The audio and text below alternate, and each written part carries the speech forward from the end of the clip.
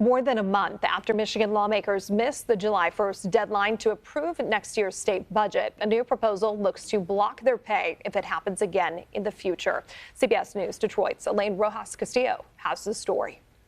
The start of the fiscal year on October 1st rapidly approaching. Michigan lawmakers still haven't been able to agree on a budget. One of the main responsibilities of the legislature is the power of the purse, right? It is to pass a budget. On Thursday, the House considered a resolution that would have asked voters to consider an amendment to the state constitution when it comes to lawmaker pay. The proposal would block paychecks for the governor and legislators if a budget isn't in place by the legal deadline of July 1st. If there's maybe a little bit of personal responsibility that's added in, then maybe it'll drive them to the table. Maybe if our own pay is on the line. 60th District Republican Joe Aragona says his party sponsored the resolution to push his fellow lawmakers to try to come to an agreement. We don't want our constituents to feel any type of pain or if there's any type of misstep or we're taking too long, we don't want them to be adversely affected. House GOP leaders say the idea came from Detroit Mayor Mike Duggan